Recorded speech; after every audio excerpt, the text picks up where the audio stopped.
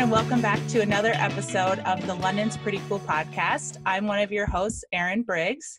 And I'm Patrick Briggs. And today we are speaking to Andre Garzon, an extremely talented artist and illustrator based here in the Forest City. You may have seen Andre out doing rainbow portraits or have seen his many collaborations with Sea Collective, Salt and Sour Cookbook, and lots of other places. Andre uses his art to speak out about injustices in the world and bring more representation to different communities, recently selling out of his No Justice, No Peace tote bags for the Mi'kmaq fishermen in Nova Scotia. We are very happy to welcome the lovely Andre Garzon to the podcast. Yay. Thank you. Virtual round of applause is my favorite. Yeah. Well, yeah, you say that now. We do need to get a little box that maybe, you know, has a bunch of sounds like sound effects, like yay. I'll have to do that in post. I'll do that in post. My ultimate dream, honestly, my dream is to be on Jerry Springer. Like I want that, but I want like the Jerry Springer soundtrack, like the boos and the yelling and the clapping and the screaming and everything. So and all the shocks. Andre. Yeah, I want to not be the father, like the whole thing. Andre, we're super excited. As we were saying before the episode began, we have had a kind of like a mini previous episode with you beforehand when you were part of the LEAP program with Erin, and you know that has been a very popular episode for us. So we wanted to give you a full episode, give a full round of what's going on for yourself and like all the things that you're doing right now. What I find most interesting is that you are a full-time artist, which is so cool to hear. It's something that I want to learn a lot about. Can you describe your art for us and the medium of choice that you do it within? Well, my least favorite question is describing my art practice. It's really hard to pin down. I think that's what I'm learning right now, is that I really like, my whole life has been like, oh, like which little box do I live in, or which little box do I exist in? And it's very like, it's easy because that's how you kind of like focus yourself, right? You put yourself in one area, you get tunnel vision. But I'm finding that like it's really frustrating because when I want to try something new, I feel like, well, I know I can't go there. I mean, I live in this little box. That box is a different one, and if I want to move to that box, I have to become a completely different new person. So in terms of like defining the art I make, it kind of feels that way too. It's like, well, if I define it this way, does it only exist like that, or can it not transform and become something else? So right now I'm choosing to describe it as, I am an artist. I like drawing and painting. Those are usually my favorite mediums. And I try and do it for me because I think that's the one person it should really serve, my art practice. And then I also like to do it with other people in my community, and that's how it kind of serves all of us. And that has looked really different. Like I have tried, like I said, drawing and painting are the ones I usually do. I've been trying writing, and now I'm kind of toying with the idea of like physical kind of art pieces, like sculpture, books and things like that, which I'm kind of playing with. So hard to answer just because even I'm figuring it out as I'm saying it right now. But I hope that kind of paints you a little picture of what I do. I'm excited to see what your some of this like sculpture work. That sounds really exciting. How do you make art your full-time job? And what's it like to have a career as an artist? It's a long haul. So, and I think you also have to be prepared for it to kind of like fluctuate. So it might be full-time sometimes, it might be part-time again for a little bit, it might be full-time. There's a lot of like pressure around success when you become like an independent artist. Like you are now successful because that's what makes your income, and then really it's like trying to maintain the dream is the real hard part. But it just takes a lot of patience. It takes a lot of relationship building, from what I can tell. It takes a lot of obviously hard work and consistency, and like real dedication and trust is really key, because there will be a million things that will get in the way. There will be a million art blocks you'll experience. And when I say you, I mean me. There are a million things that have gone in my way. There are a million things that have, or many art blocks that I've experienced. sometimes I get in my own way, and that's a whole other thing. So you have to start slow, and you have to really figure out what it is you want to do. So you kind of have to ask yourself some hard-hitting questions, like why do I do this? Why do I want to make any kind of art? Is it just for me? Like, is that good enough? Do I want lots of people to see it? Is that my goal? So figure out if you even want an audience, and if you do, who is that audience? And then it's a lot of just like showing up and making a lot of crap and things you might not like until you make something you do like, and then that you're now a little like an inch closer to, oh, I think I'm on the right path here, and then you so on and so on, and you'll figure out whether that's the right one or not, if you need to move around, if you want to try something else. You know, give yourself lots of liberty. And then in terms of like the financial aspect, or like the full-time job, quote unquote, my suggestion is like save up a lot of money first if you plan on trying to do that, because it will not, like, you know, money's not going to start rolling on day one, like any venture, right? Whether it's art business or food business or whatever it is. So it does require responsibility and planning, that's for sure. And some kind of pragmatism and like a realistic mindset of like, okay, how long till I think I'll make some money? And then you kind of backtrack and you're like, okay, well, I'll need this much money to sustain myself, because without me, there's no art, right? I'm the artist. So I got to be alive and well fed and happy. So you got to cover those bases first before you can actually sit down and make anything. So that's another suggestion I have. And then a lot of like personal work. I mean, you have to really figure out before you even start collaborating with anybody or kind of pitching your artwork to either galleries or to businesses, you have to really figure out what it's going to look like a consistent kind of feel. And then you start kind of figuring out like the value of it. So at first you might not charge as much as you will in a year or 2 years, once you have more experience, once you have more professional experience, once you have more art experience, like art making experience, like all of these things kind of go hand in hand. And hopefully by the point that you've kind of like, it's been, you know, 6 months to a year, you will have also met a lot of people who are your collaborators, and that will make it a lot easier, because it's really hard to come up with your own ideas sometimes. It's really nice when somebody presents you an idea and you just have to kind of visualize it. You do the visual work, but you don't have to come up with everything. So yeah, I mean, I think that, I mean, if anything, I am very happy and I'm very proud of what I have accomplished, but I do owe a great amount of it to people who have supported me outside of what I do here, sitting in front of my computer or at my studio. It's people who have emailed me and asked me to be involved in things, who have remembered me, who have had me on their podcast like today, right? So yeah, like it's a really long answer, just because it's a lot of little pieces that you have to put together, and they usually take a while to put together. They don't come together easily, which is why the patience is the real key. Oh, that was a real Zen answer. I really love that. There's a lot of layers to that too, you know. That's a good thing to think about. Don't just jump into this, you know. I liked a lot of that. That was a great answer. Well, you know, it's also like different for everybody, is what I've also noticed. Like, you don't have to follow a specific, you know, path or guidebook or whatever. You know, what I'm saying has worked for me, it might not work for the next person. I know some people who like just have tackled it differently, have jumped in cold turkey and it's worked for them, right? So whatever you think you're capable of, you know, if you have some real trust in yourself, you can accomplish some amazing things. Just make sure you take care of yourself, you know, make sure all the bases are covered so you're not stressed, because it's not fun making art when you're stressed.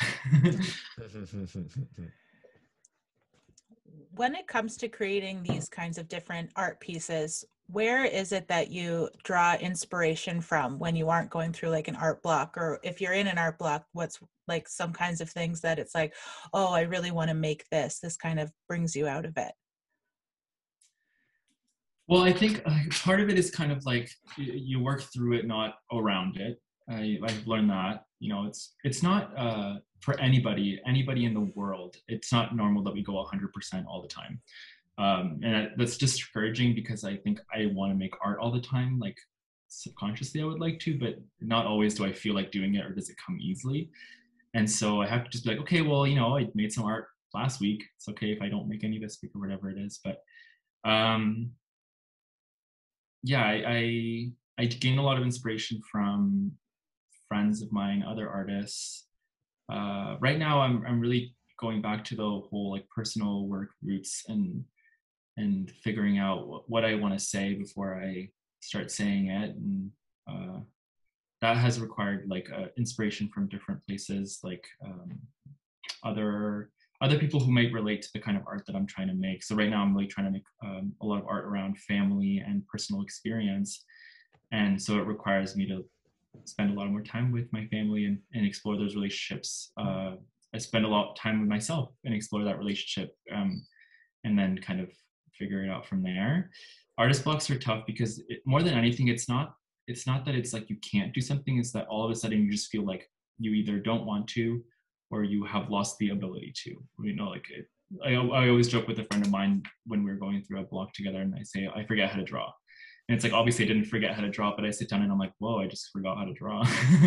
And so, yeah, like it's, you have to just kind of let it happen a little bit. And then towards when you start feeling a little better, when I start feeling like a little more, I guess, capable or inspired, then I give myself a little push, and I'm like, okay, well, what do I like to do the most? Like, what I know I love to, let's say, draw people or flowers or whatever it is. I love to do that the most. So I'm going to stick with what I love to do the most, because I know it'll feel good when I'm doing it, even if it's not, you know, the 16th chapel. It's, you know, it's just, it'll feel good to make. And then it'll kind of get me back in that mindset and that groove. And I'll remember why I enjoy the art making process, not just for the end result, but for the whole experience. And that's really key, I think. You know, I started making art when I was like a toddler, and I enjoyed it then. And I think that I should continue to enjoy it that much up until I'm 100 years old. But it's really hard to keep that mentality as adult life progresses. So you have to really keep the flame alive, you know? Going off of that, how do you kind of like keep the passion towards your art once you've kind of made it your work as well? Good question. Yeah, like it's like anything, right? Like you kind of trade a little bit when you turn it into your career. You trade this like innocence, and I don't know what the word is, but you kind of trade a little bit of something for the aspect of like making money from it. And so you have to sacrifice certain things. Like if you are just doing it as a hobby and you enjoy it that way, and then you're like, well, I want to turn it into money. Now you have to be really responsible with it. Now you have to, you know, it's like all the pieces that we learned about at Fanshawe, you know, like, okay, well, now it's a business, so now it requires organization and planning and finances and all that kind of stuff. And doesn't mean you have to figure it out all at once, but that does come along the way. So that kind of can sometimes like steal the passion or the joy out of it, because now it feels very like serious and business. And when it starts to feel like that to me, I try and remember that I used to do it purely for fun. And I began doing it purely for fun until I was doing it as a business. And I think people still like it just as much when I'm doing it purely for fun than when I'm doing it, you know, as a business, you know, TM or whatever. So like, you know, if you are doing it for yourself and people are responding to it, I try not to forget that that's why I do it, right? It's the most honest work is usually the one that people connect with the most. And that's usually the one that I don't do for business. And so I try and like balance it, you know, that's why it's so important. Practice is well-rounded, because you feed it with personal ideas as much as you feed it with business ideas. As much as you use it as a tool to live by, you're also using it as a tool to maybe process what you're going through, tell a story, all that kind of stuff. So you have to kind of feed it with your own joy a little bit in order to get some joy back. Okay. That was a great answer. I wanted to talk a little bit about you at Good Sport. You're currently a resident artist there. Can you tell us a little bit about what that means to be a resident artist for those who might not know? Resident artist is, for the most part, a very fancy word for having a studio, which a lot of artists have. I guess the really nice part about being a resident artist at Good Sport is the Good Sport aspect, like the community aspect. And I used to work at a studio by myself, like it was a very closed off area. And I noticed that I really missed having other people around. It helps for accountability, but it also just kind of helps to like lift your spirits sometimes. And I really kind of like feed off of other people's energy. And so when I see other people working, even if they're making something, especially when they're making something completely different from me, actually, I get really like, inspired, because I'm like, well, I could get so lost in my own vision that I don't think that there's any other way of doing this. And then I see somebody tackling it from a completely different perspective, and it makes me rethink my perspective, and it makes me open to a new kind of possibility. And that's what I've really enjoyed from Good Sport, is that there are people with completely different perspectives doing work that's completely different from mine, but that feels just as like authentic and meaningful to them. And that's just like, how do you not get inspired from that? The added bonus is that it's a beautiful space, which I'm very lucky to have. And I like being kind of in the center of things, and my studio is quite literally in the center of London, or what it feels like to me at least. And so just like, walking there and getting in and seeing people on the street living their lives, I feel very like integrated. And I find that that's really important for me specifically. A lot of people might look like working in solitude because of the quiet, the silence, the absolute concentration that you can have. But I very much enjoy feeling like I'm at the center of something, and that's what's been really awesome about Good Sport. A lot of nice friendships as well, which I can't underestimate, of course. And Good Sport has a lot of queer artists, and I think that is also very important to me, that I'm around people that I feel inherently comfortable with and who are experiencing something similar to me. And that can go really unspoken, and I find that so like beautiful and valuable that I don't even have to be like, oh, do you also suffer from this? It's like, oh no, we just both kind of acknowledge and know and comfort each other in that way by just being around each other. So yeah, I mean, it's incredible. Community really is everything. Mm-hmm. Yeah, I know lots of artists who are really struggling because obviously like there has not been a regular art opening, who knows how long. The places that we would usually kind of congregate and see each other are closed down or blocked off, and so we can't be around each other just to share that energy. Like, it's not like every time I would go to an opening I'd be like talking about my art or talking about their art. It would just be like around each other, and you could feed off of that and kind of like know that other people exist that are doing what you're doing, and you're not literally trying to do it by yourself. And obviously there's still lots of online events and communities that are trying to gather that way, which I've also gained lots of value from. But I mean, I'm not going to lie and tell you that it replaces human contact and me hugging all of the artists that I know in this city when I see them at the same opening, like that I miss undoubtedly. So yeah, community is absolutely important, and I'm very lucky to have Good Sport. We still have access to that space, and that all of us can work out of there, even if we have to, be in our own specific spaces, just to see each other. It's very encouraging. Whenever I see somebody show up to the studio, or I show up and there's somebody already there, I think, okay, we both made it here today. Good for us. We're here to work. We're here to make something, whatever it is, and we're now doing it kind of together, even if we're doing it separately. Speaking of when, shows come back, hopefully sooner rather than later, the Forest City Gallery right next door is to the Good Sport gallery. Good Sport isn't there anymore. We moved recently. Oh, yeah. Oh my goodness. I'm so sorry. That's okay. That's ridiculous to me. We didn't get a huge, we really wanted to do like a huge, like kind of moving party, which we obviously couldn't do. So it's kind of Mm. like a little under wraps, but yeah. Gotcha. Oh, I know where you guys are now too. That was so ridiculous of me. But Okay. anyways, your past neighbor, Forest City Gallery, you are the program or a programming chair in general there. Can you tell us what that involves, and just maybe just for the listeners what the Forest City Gallery is as well? Yeah, well, Forest City Gallery is London's longest artist-run center.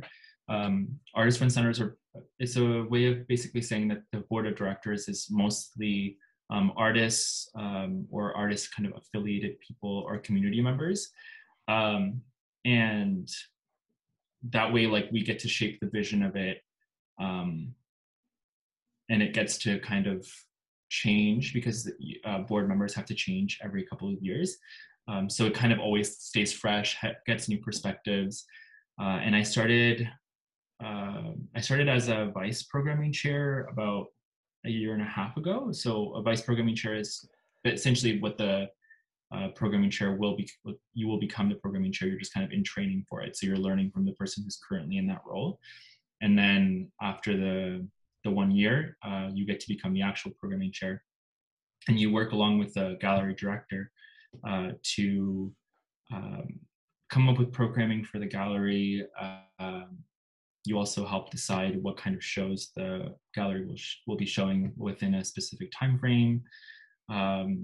It kind of like it draws from a lot of other roles that are on the board as well. So you do a little bit of like event planning, you do a little bit of like jurying and deciding the shows. You do like a lot of work with the gallery director to come up with ways to make it an engaging place. And so right now we really, like, obviously the gallery wasn't really open for a while. It is open now, but we have been trying to come up with ways to engage people even though they can't really be there in person, and ways of getting the artwork, because the shows are still running at Forest City Gallery. Even if the gallery isn't necessarily open at full capacity, we're still following in with our programming, because whatever is being shown this year was programmed a couple of years ago, actually. So it's really far in advance. So it's important to us that we still continue to support the artists that are scheduled to show, right? And then trying to find ways to get their shows up online or accessible to people. Yeah, I mean, it's my favorite part about it, and the reason I joined it was because I like being involved, and the whole board of directors is a really mixed bag, and I've been able to meet a lot of really incredible people in the community, as well as other artists that have, again, like I said, really completely different practices or perspectives. We get to come together in this space and really like bounce ideas off of each other, really influence our community, in my opinion, and like forge these really amazing like friendships and relationships. And then a lot of these times, even after our time on the board is up, you stay in contact, you find ways to work together. So I mean, it's just an amazing experience as a person in your community. I think you get to really steer the wheel a little bit for what you want the community to see, and that's important to me because art is important to me. And I also get to meet lots of amazing people, and why not? Right? So it's been really a rewarding experience for sure. So obviously COVID has probably, like you said, messed up a lot of kind of openings and different things, but what are some types of things you're hoping to hold kind of at Forest City Gallery once people get vaccines and we can all kind of gather again all together? Honestly, I would just love to be like in a space together and just like it sounds so simple, but like I said before, I get a lot from just that. It doesn't even have to be very formal. At Good Sport, we really were excited about having such a amazing new space, and we have a gallery inside of Good Sport as well. So hopefully in the future we'll be able to host like obviously exhibitions, but also events. And I really want to host queer events. My friend Monica, who's also a resident artist there, it was really their idea to want to host a space where we can have like drag shows and all that kind of stuff. Kind of on a side note, but it's really like difficult for queer people to be also together, and for the most part they would be, you know, together at bars and clubs because that's where we kind of exist. And obviously we can't do that. So I really am looking forward to being able to do things like that again, because I think that at those, especially like drag shows and all kind of like queer events that are a little bit out of the scope of regular life, it's just that they're magical and they really just like feel otherworldly to me. And I really want to be able to do that and host that and be at those events. I want to be at those events. I was gonna say, I would love to see it. That sounds awesome. Yeah, for sure. Well, once we can, you're both definitely invited. Nice. I was gonna say, that's one of the things I got really into over this quarantine was RuPaul's Drag Race. So I want to see it live now. I'm excited. Yeah, I mean, I can't promise you'll get the beautiful lighting and the beautiful drag queens, but local drag is its own charm, in my opinion, and you will see things you have never really seen on television. So that's the real attraction. Oh yeah. What do you call that split? What is that? Like that move? What is that? The big split that everybody does? The death drop, I think. Death drop. Yeah. Oh my goodness. Yeah. Oh. To see that in real life would be incredible. Oh yeah, it's literally like mind-blowing. I want to talk to you a little bit about how you do live art. You're in different things where you do rainbow portraits. You used to do them at Grickle Grass when that was running, but you also do them at other festivals. Can you tell us a little bit about your live art and your rainbow portraits? Yeah, I started doing rainbow portraits because to be quite frank, I didn't know how to put my art out into like a live setting. And so the easiest way I could think of was portraiture. I enjoy drawing people, I always have. And I really was like, I'm not reinventing the wheel very much. There's lots of people who do like street art and draw people. So I had to kind of come up with my own like little twist. And that was where the rainbow art came. I was thinking, well, you know, I could just draw people like normal, or I could draw them in like every color imaginable, and it would look a lot more interesting and be a lot more spontaneous and probably be a lot more fun. And the first time I did it was for Forest City Gallery for the fundraiser they had, I think 2 years ago, I think it was. And then after that, I kind of started getting requests to do it in other places. And the most recent time I did it was at Museum London for another fundraiser. So that was I think that was the last time I did it before the pandemic happened. So yeah, I mean, it's really cool because you get to obviously meet a lot of people very quickly. It's challenging, not gonna lie. And so I don't think it's very like sustainable long-term, just because you have to draw really fast. But I learned a lot, and it's really like a skill to refine. I think live art and performance is really special, and I don't know what I want to do yet in terms of live art and performance necessarily, but I think that there is such a unique experience to be had there, and it's not static, right? Like you're watching something happen live. For the most part, it's a little bit outside of the scope of what you would see just walking down the street, and so I just think it's like really, really fun to witness and to do, and it requires like a lot of self-assurance and courage. And I think that's also what's kind of funny to me, is that I'm very like, by no means am I a shy person, I don't think, but I'm not good at being like very seen in public, especially if it's like during the day.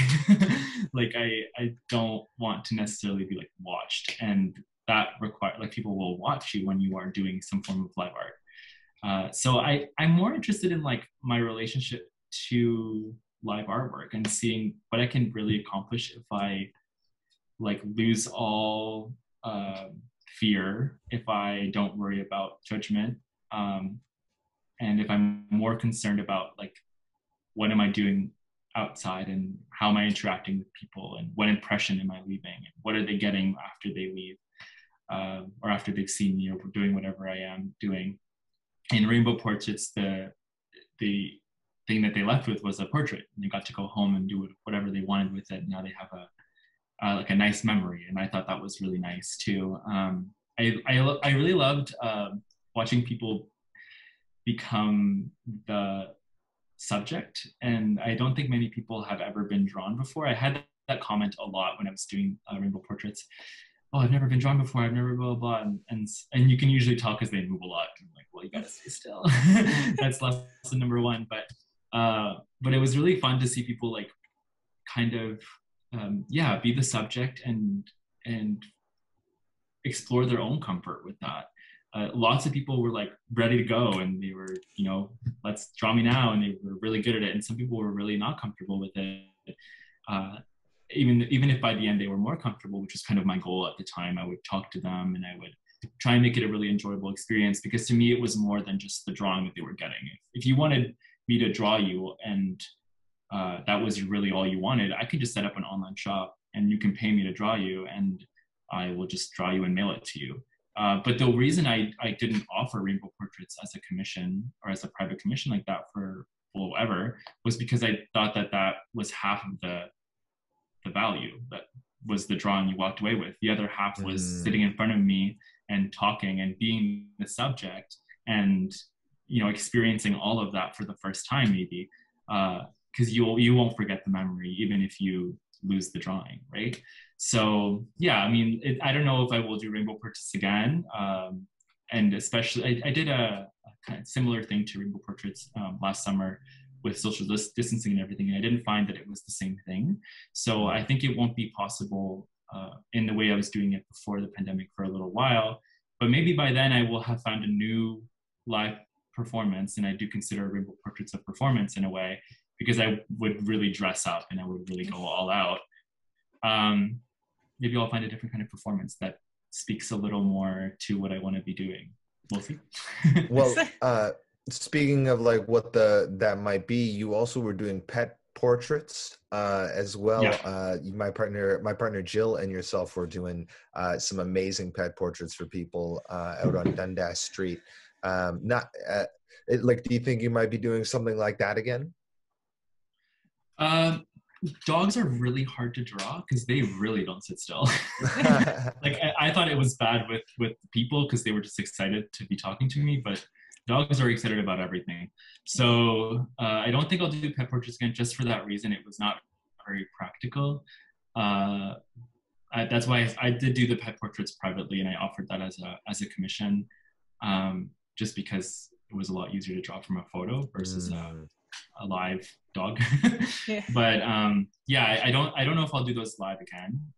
The pet portraits I do every once in a while, just kind of for fun. But when I have some time, really. I was going to say, I got Patrick one of those pet portraits for his birthday over Christmas. So he's got a nice Andre painting of his doggo Maurice. I actually saw you walking. I saw maybe you or Jill walking the dog like around your neighborhood. I just drove by and I was like, oh, I've drawn that dog. It was a very funny moment. Maurice loves it. We have it up in our living room, and I look at it every day. Oh, amazing! Thank you. It was like my best gift, probably. No, don't touch it. Yeah. Yeah, I love how like it's really interesting to me that it can really have a personal connection to somebody like that I don't know, and like I obviously like for when you got your gift, it was around Christmas time that I was doing these commissions, and I was seeing a lot of, obviously, like dogs are cute. I love receiving photos of dogs in my inbox, but I didn't know some of these people, I didn't know some of these animals, and so it was kind of cool for me to like send this off. That was something that was not necessarily like very connected to me, and then receive comments like you just gave, like, oh, I love this, it was the best gift I ever had, and I was just like, oh, that's awesome. Like I love that you were really able to connect to it and really like enjoyed receiving it, because that is the real goal, you know? Mm-hmm. Absolutely. There's, like you were saying, it's part of deciding if you want to just do it for yourself or for the enjoyment of others as well, right? And I'm glad that my enjoyment of your art brings you joy as well. Of course. Speaking about the enjoyment of others, great segue. You also create art for many different publications, such as Sea Collective, the Huron and Erie Regional Digest. You helped out with the Salt and Sour Cookbook. Queen's University, you did some work for that. How do you get involved with these groups to do the art, as well as what would you say was your favorite project that you've collaborated with, or something that you maybe didn't think you'd enjoy as much? And then once you started working with them, it was really enjoyable. I think almost all experiences have been good. So I try and be somewhat picky, because I really notice that if I don't want to do something, I won't do it.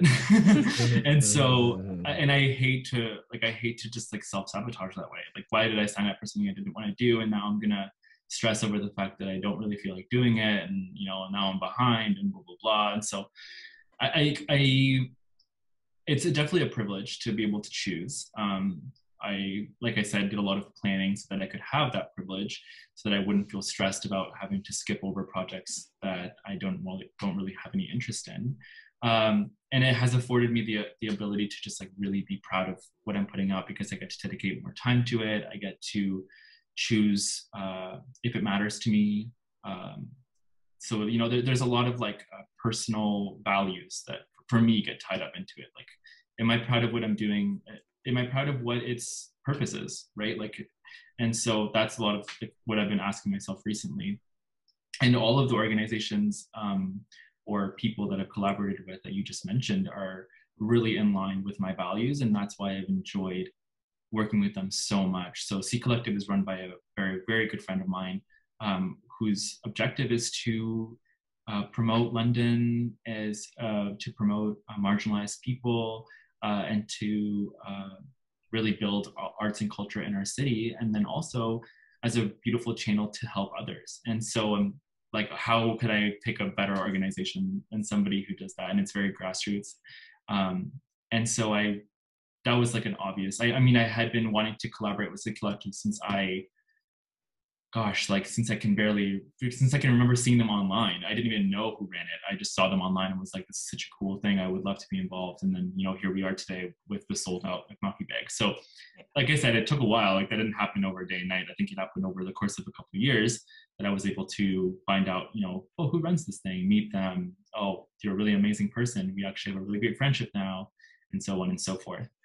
And then there's some beautiful things that landed in my lap, like the Salt and Sour book, which was, it got recommended. And that's just another testament to, really focusing on people over business. Like, I really just, for the first year, probably more of my career, I really just spent it meeting a lot of people and seeing who I was interested in working with, and who was doing things that I thought were valuable to my community. And a couple of those things, landed me the Salt and Sour book, because I was recommended by another person. And so then I had this like lovely meeting with Yoda, and she explained the whole thing to me. And I thought, well, that's amazing. You get to tell your whole story, and now you want me to help you do that? Absolutely. And it was really daunting at first, because it was, I think at the end it was about 47 illustrations, and it was all illustrations of hands. And so I had never done 47 illustrations. I had never had anything published in a book, and I hated drawing hands. to this day, I kind of still do, just because they're just difficult. If you ask any artist, you'll probably hear the same. And so it was just kind of funny that this landed in my lap that was like, hey, you've never done any of these things, and also here's one subject that you don't really feel very strong in. And I was like, well, the universe is sending me a message. I'm going to take it. So I did, and it was a wonderful experience. So yeah, I mean, to answer your question, it's a lot of like you have to have a lot of initiative. I think if you want to have any kind of personal endeavor, you have to have a lot of initiative, even if it's self-directed initiative that, you know, doesn't extend further than you. Like all your projects are just made by you and you don't need collaborators, you still need initiative. But for the most part, if you want anything to work, you will need help.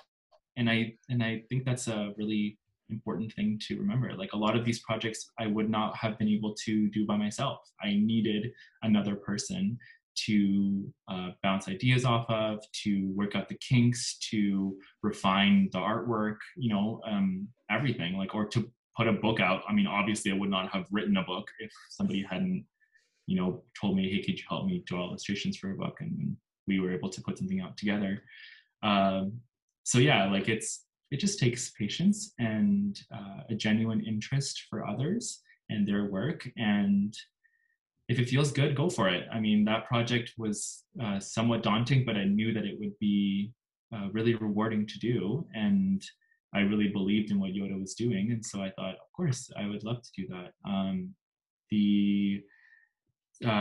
Well, all of the collaborations I've done with C Collective have been a really great opportunity to showcase my work, but also to either provide emotional or financial or physical support for others. And I think that if I can do that while creating something that I'm proud of, it's like a cherry on top. I would always rather serve my community in one way if I can. If I have the energy, if I have the time, then yeah, I mean, I absolutely love doing it.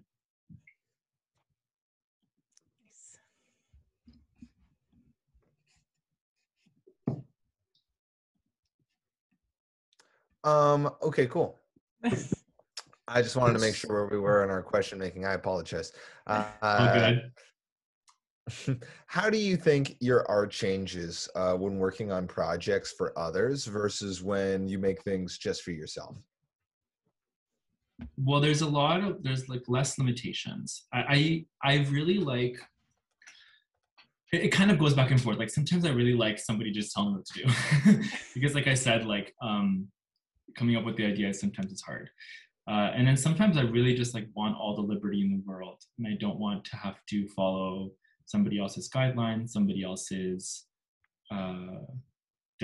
deadlines, somebody else's agenda. But usually for the most part, the real difference is that I am doing something more personal when I'm making it just for myself. And so therefore I get to really control, or not control, but you know, the narrative is my own. It doesn't have to really please anybody else if I don't want it to. It doesn't have to fit a specific mold. It doesn't have to be printable, whatever it is. It can just be exactly what I want it to be. And the difference usually means that I get to explore with a lot more ideas. I get a lot more time.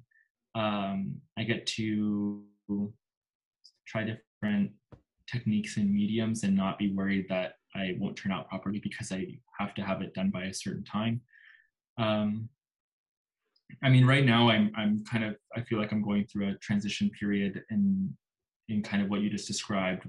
What is the difference between something that I'm assigned and something that I make for myself? And right now I'm really interested in telling a lot of my own story, and a lot of like my story along with my family's story. And yeah, I feel like there's a lot that I have not really confronted, and I've used like art making as a tool, but I've been really using it for a tool for others versus for myself.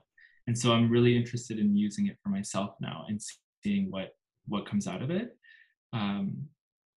I really hate the idea of like closing a door behind me and burning bridges or whatever it is. And so I, like, for example, I really, really enjoy making personal work that is a little less like, I guess, to the point. It has a little bit more nuance. It has a not so clear meaning, versus, as an example, the recent project with the Mi'kma'ki bags. I knew exactly what I wanted to draw because I knew exactly the message that I wanted to give, and I knew that it had to exist on a tote bag in this scenario.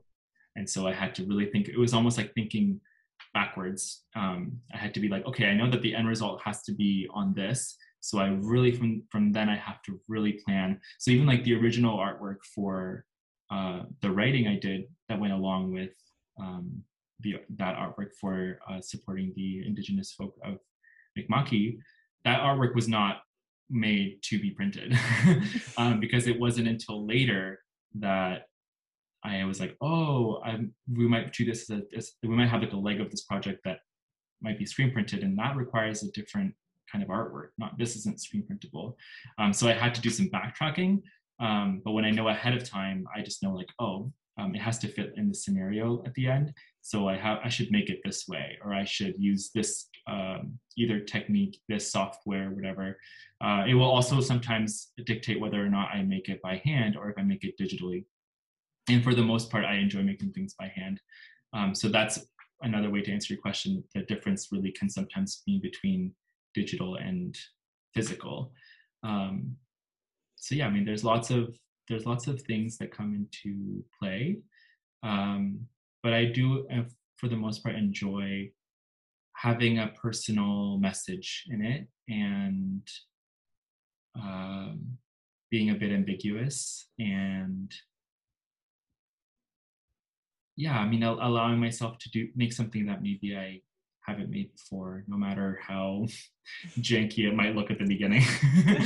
It's just like growing as an artist is really difficult, because I think, I mean, for me at least, I've really doubted myself at every step. It is what I'm doing the quote unquote right path for me? Is it what I want to be doing? Will people think it's good enough? Blah, blah, blah, blah, blah. Like all of these thoughts enter my head all the time.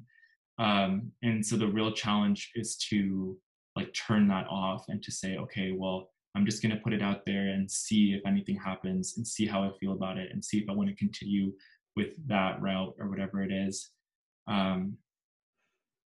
Yeah. And just to kind of like allowing myself to move in between those two spaces, because I mean, a guy's got to eat, so like there are realities that also come into play. And there's always a bit of sacrifice that comes into play too. So, I mean, I think my goal has always been, if I can make it something that sustains me, I don't have to be, living in a multi-million-dollar mansion. I'm a pretty modest guy, so I don't need a lot, but if I can maintain what I have, which I really appreciate, and I can continue making work that's meaningful, maybe it doesn't matter where it exists, right? Maybe I get to really decide that as I go, and not have to worry so much about what the end result will look like. Yeah, I mean, it's the whole like enjoy the process over the product. So I don't know if that was a kind of off. I don't know if that answered your question, but I hope it did. That was great. I wanted to talk a little bit about, Andre, you are very much an activist. You like to talk about things, and you're very open about talking about things that you're passionate about, and getting the word out to everybody. So like we had been talking about, you do a lot of kind of like social justice work with your artwork, trying to relay different messages, and then using those messages to then create items that support the different places that you are using. So for example, like we've been talking about this No Justice, No Peace, All Eyes on Mi'kma'ki. There are tote bikes that were made and they're for sale through C Collective to raise money supporting the Treaty Truck House #2.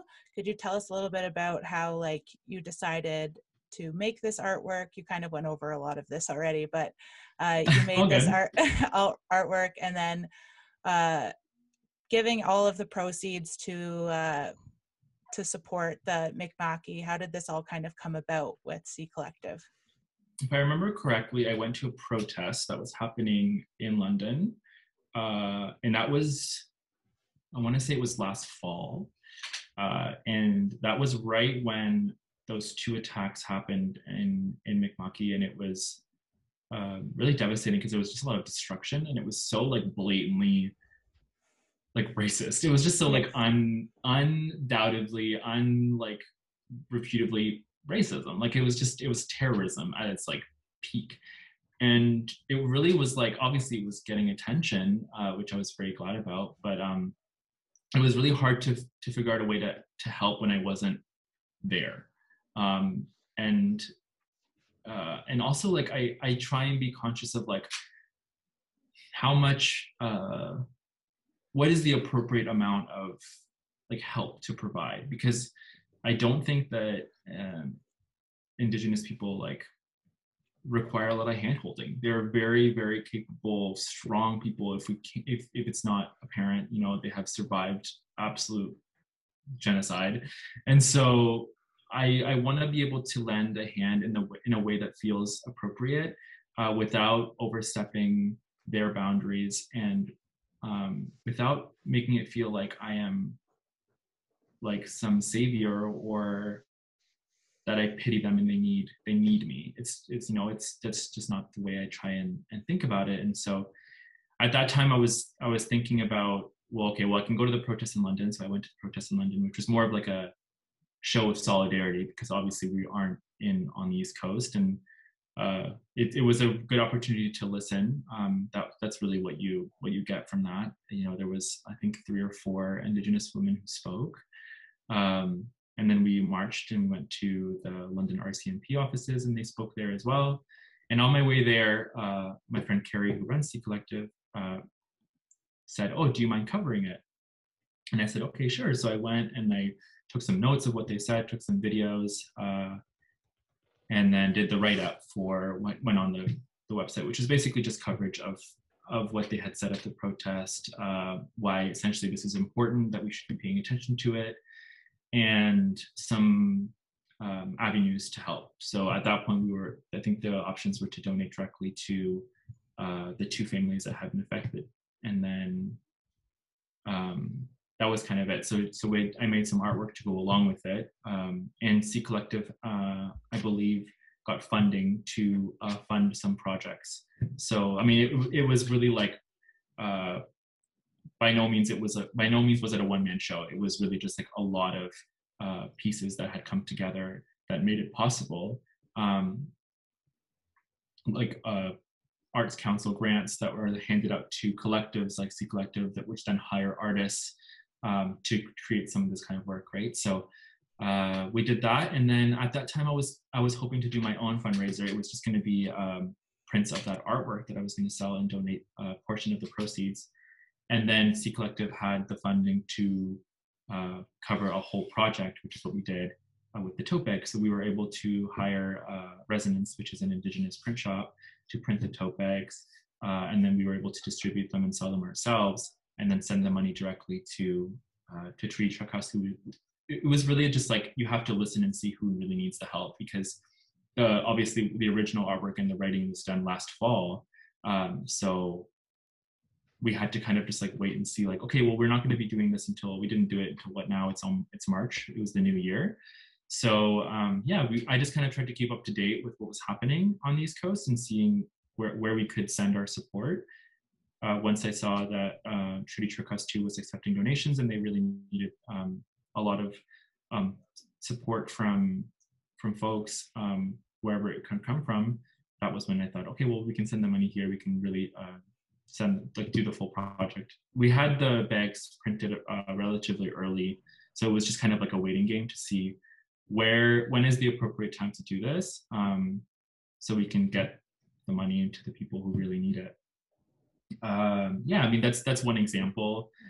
Like I said before, like I think that my ability to make a really pretty tote bag is equally as useful in this scenario as me going to a protest, depending on the situation, right? Like I try and do both, but I mean, I noticed that I was doing a lot of like unsolicited preaching, and it was really like I had to really just think, okay, am I the one that should be out there like yelling at people or on the internet, like shaming others for not being involved enough?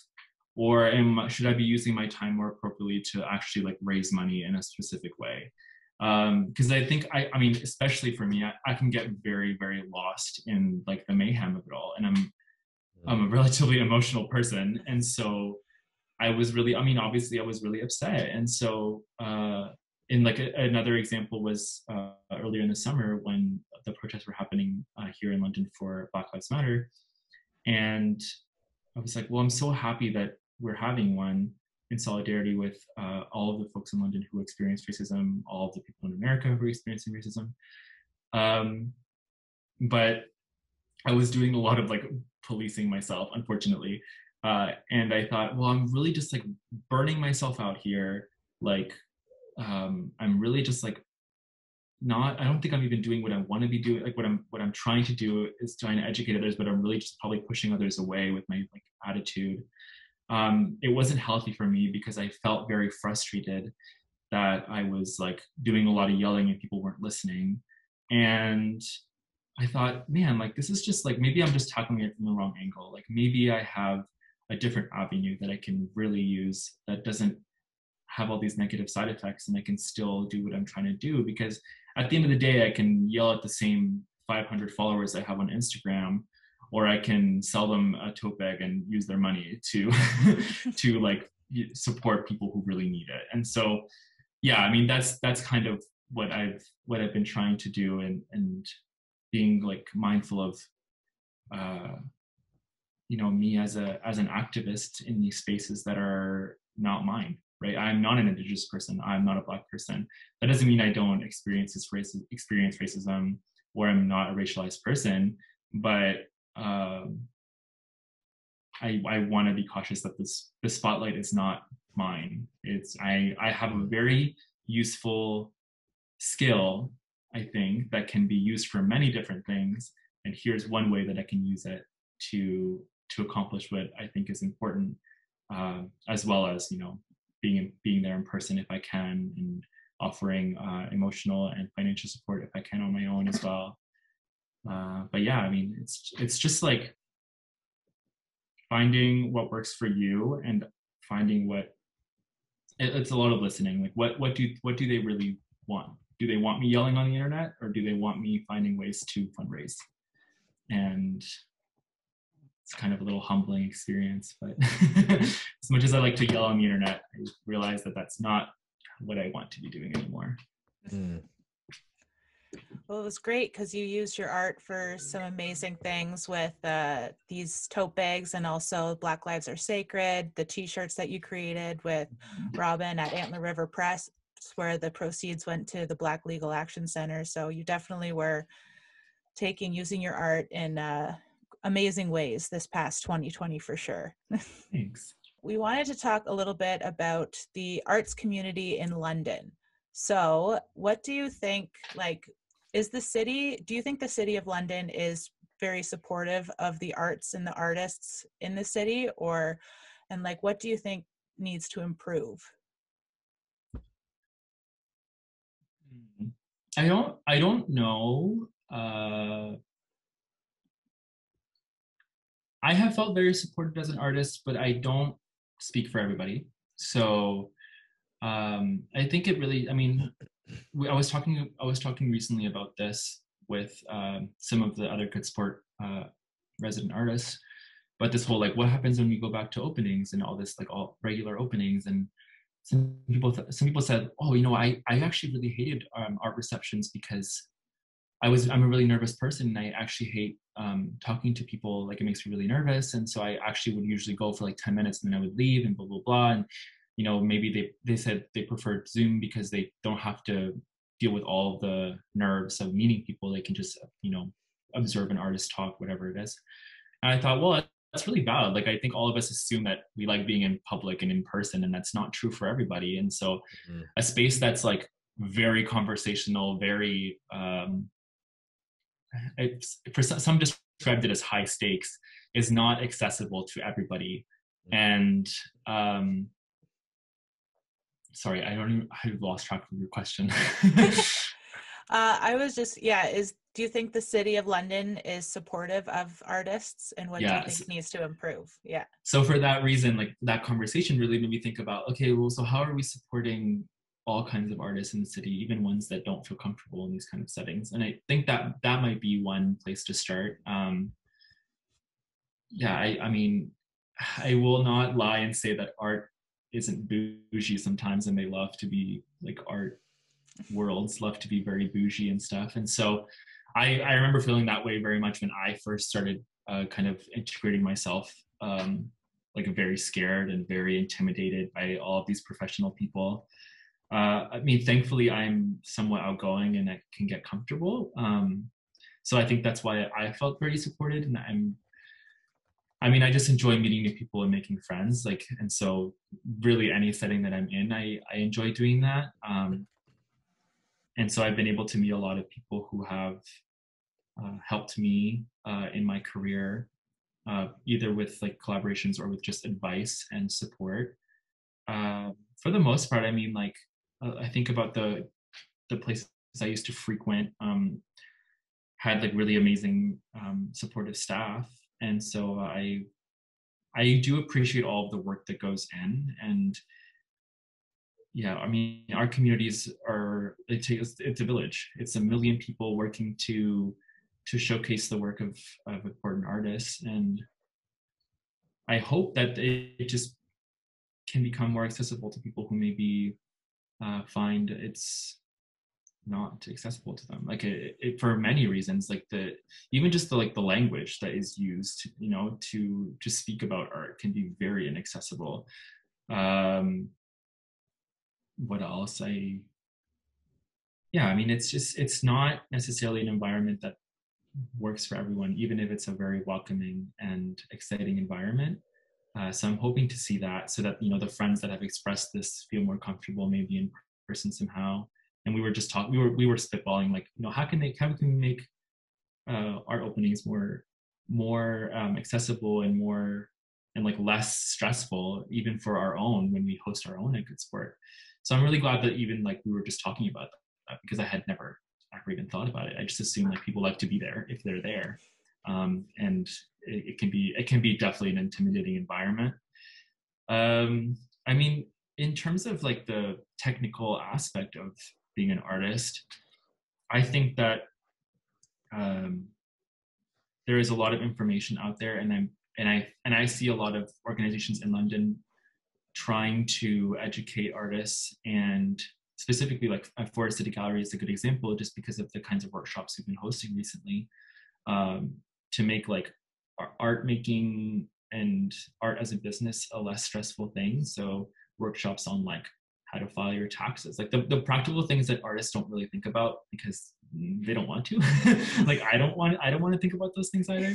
So it's education and resources, and hopefully a physical space that will make everyone feel welcome, is what I'm hoping to see more of. And there's so many little things in London that people don't know about that happen. And so I find that I feel really welcome in those spaces, kind of like a little bit grassroots, a little bit like underground spaces that people are doing projects in, that I like that too, because where everyone's a rebel, nobody feels left out. So yeah, I mean, I'm hoping for that. And yeah, I'm pretty happy with London's art community. I was really blown away with what it was when I started exploring it more, because I heard a lot of smack about how there was none, and I still hear a lot of smack about London, about how it's not interesting and not blah blah blah blah. And I think people just are not looking in the right places always, or are not showing enough initiative, in my opinion. I had to really like go out there and look for it. That doesn't mean it's not there, but it was incredibly valuable to find. So great answer. Do you have before we get into our classic London questions, do you have any advice for I know you've kind of given lots of advice throughout this episode. Like I've been learning so much. I've been trying to take it all in as best I can. Any just final advice you want to give for people trying to have a career in art, and then also just like where people can find you on socials and stuff? Sure. I'll get the socials out of the way. My name is Andre Garzon, ANDRESGARZON. You can find .ca at the end of that. That's my website, which I never update. and my Instagram is Studio Andre Garzon, which is where I mostly share my artwork. It's kind of like the easiest channel. In terms of advice, I mean, I give out a lot of advice and I'm trying to take it because I think that's like the real key. So I'm trying to maintain the vision. Like that's really important to me. And I encourage others to do, like, don't lose sight of whatever the dream is. Even if it's just like a very vague dream right now, which is make art forever, don't lose that. If you can be more specific, that's good too, because it gives you a lot more direction. Perseverance, I mean, I have wanted to quit many times. I was very scared about starting. And so, I mean, that's the real hardest part, is like believing in yourself and having trust and having patience, because like I've said multiple times, it does not happen overnight. It requires a lot of dedication and time. And I've had to kind of reinvent myself a couple of times, to be quite honest, and it doesn't get any easier. That's for sure. So I mean, I first I really resisted against change. I think like I said, or like at the beginning, it's, you get really comfortable in a specific spot or a specific box, and leaving it seems very scary.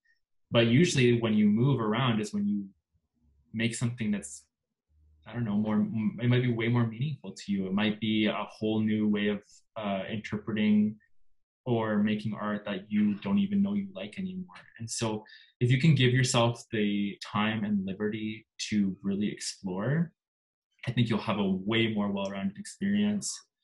I mean, one thing I'm learning right now is that there's no correct way to do it.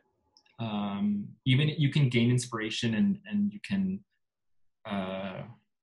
try and model maybe the career of another artist because they inspire you, and that's not a bad thing by any means.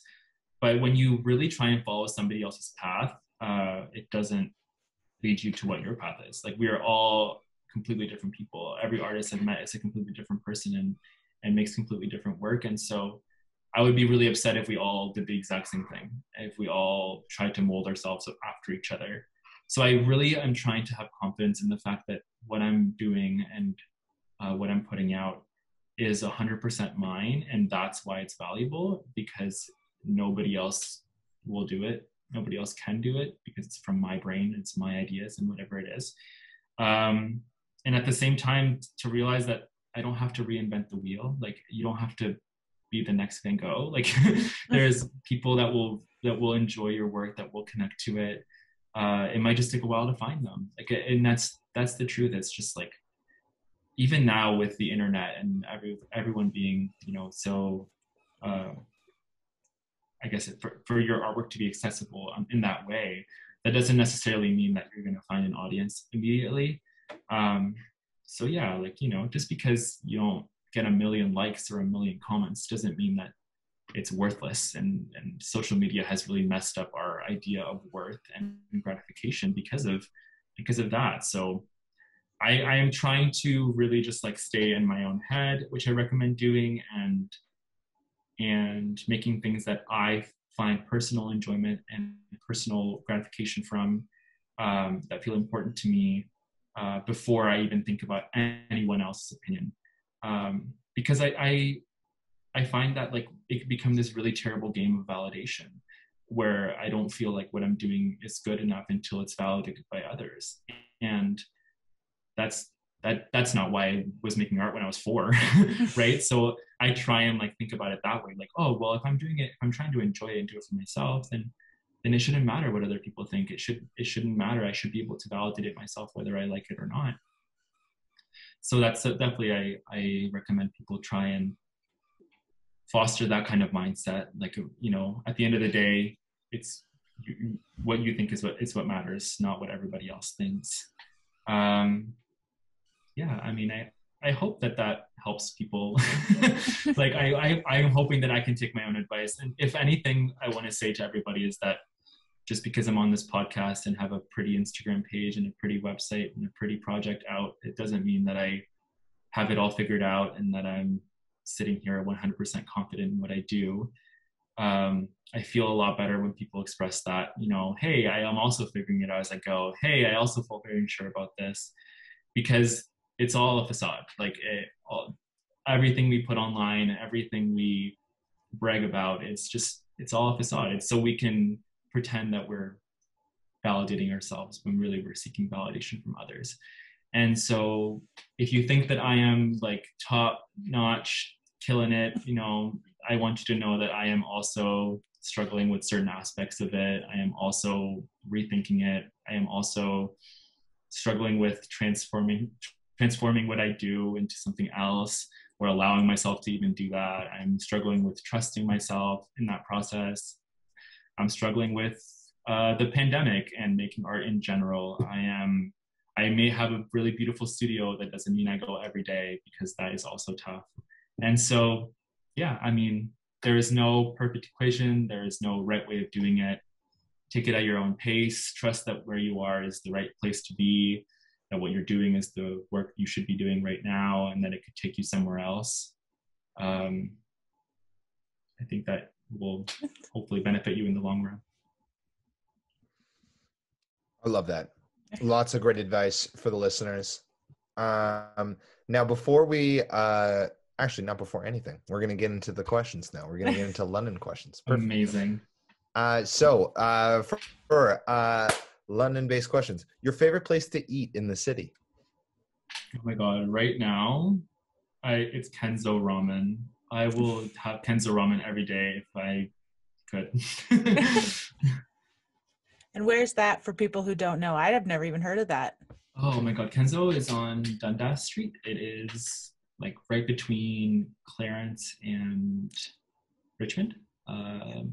It's like a little, the entrance is like not very flashy, so you have to kind of look out for it, but there's like a little red banner. It says Kenzo, and they just have a really amazing ramen, and it's really well priced, and the service is always amazing, and the people are very friendly. So yeah, definitely my favorite spot right now. Nice. What is your favorite neighborhood in the city of neighborhoods? I live in Woodfield. I really like my neighborhood. I like old houses. I think they have a lot of personality. Like basically anything that's like Old North or just shows like heritage in a way. I love the idea of like standing somewhere and then being shot back 50 years and seeing like something completely different. So yeah, that's how I feel about those neighborhoods. Like, wow, I can't imagine who built this house or who lived here in 1946 or whatever it was built or whatever. Like I think it's amazing. When I see old photos of London, I'm like, whoa, I forget this place existed before I moved here, So yeah, definitely the ones that show their age, I guess. Those are my favorite neighborhoods. Nice. So a London small business that you couldn't live without. Oh my goodness. I couldn't live without. Oh my God, the fritter shop. I love the fritters. At the fritter shop. So inviting. I get it pretty frequently, and they're all food, huh? I really like to eat.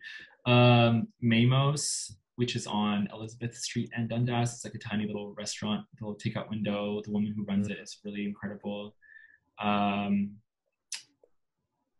I'm trying to think of what else I really frequent.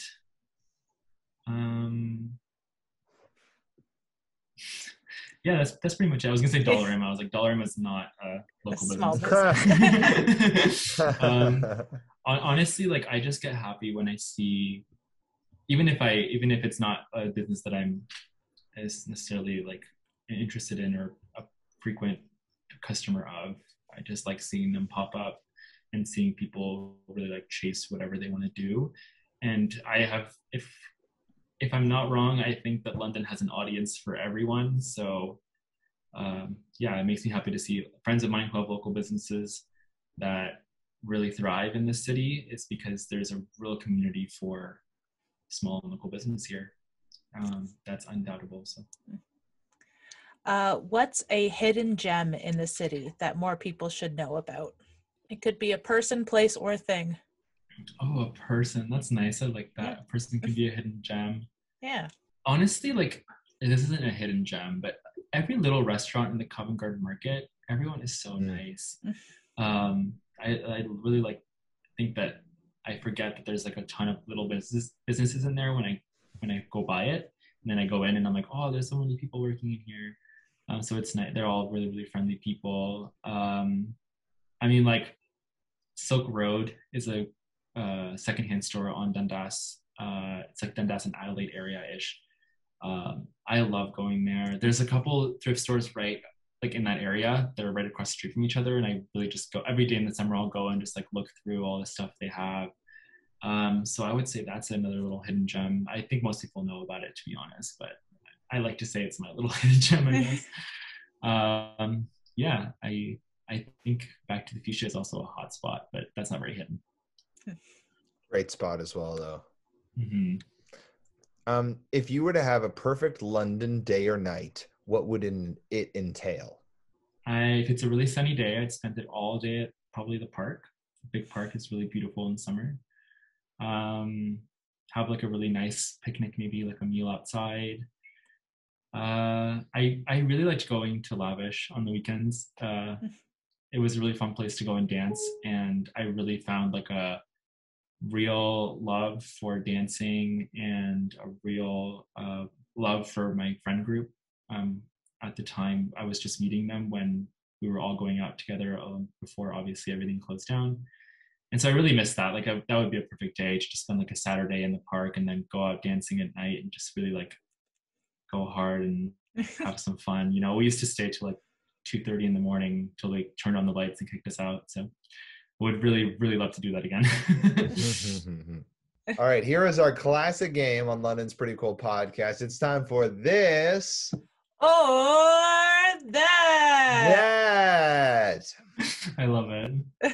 Awesome. This is our speed round game at the end of our podcast episodes. So what we do is we give you two options. You need to give us a choice of one of two with as little thinking as possible and as little explanation. We're just going to go this or that, basically. That's as the title implies. Perfect. Okay. And before we get started, just thanks again, Andre, for taking the time to come on and talk to us on this London's Pretty Cool podcast. Appreciate it. Yeah, it's been an amazing time having you on, so we really appreciate it. All right, are you ready? I'm ready. All right, to start, Western Fair or Market or Covent Garden Market? Western Fair Market. Sunfest or Home County? Sunfest. Masonville Mall or White Oaks Mall? Either. No malls. No malls. No malls. Dundas Place or Wortley Road? Dundas Place. Victoria Park or Harris Park? Victoria Park. Tap or Museum London? Museum London. Wow, y'all are going to get me in trouble with these. Fanshawe College or Western University? Fanshawe College. And Root Cellar or Plant Matter Kitchen? Root Cellar, hands down. Nice. Beautiful. Congratulations. You made it through. No scratches. You know, I made it through unscathed. It's fantastic. We'll see about the scratches after that Tap Museum London question. Thanks again, Andre, for taking the time to sit with us tonight on the London's Pretty Cool podcast. We had such a good time chatting with you, learned so much about being an artist and what it takes, and you gave such good advice to everybody who wants a future in art or even just wants to dabble in it a little bit just to get some enjoyment. So thanks again. And is there anything else you want to tell our listeners before you go? Well, thank you both so much for having me too. I want to say, like, yeah, I mean, I sound very sure of myself, and yeah, you know, follow your own, do what you want, do what you feel like doing, you know, do what works for you. I like to give out a lot of advice, but that's just like my problem-solving mind at work. But I really encourage everyone who is listening, if you're an artist or whatever it is, to just like really grab onto whatever dream you have, whatever you want to do, and trust it and go for it, and try and like shed all of the doubt and all of the fear behind you, because when I am able to do that, I find that I have a much better experience, and I'm able to reach a lot more people and able to feel better about what I do. So yeah, you know, take it with a grain of salt. What I do doesn't work for everybody, but I'm thankful for every artist that exists in the world. I would not be the artist I am without the legacy of millions of artists paving the way. And we have the opportunity to do the same right now for artists in the future. So it's just important that we exist. If you're an artist, keep doing it. Keep doing it as long as you possibly can, because your practice will pave the way for other practices. And we're in here for the long haul. Nice. Wicked.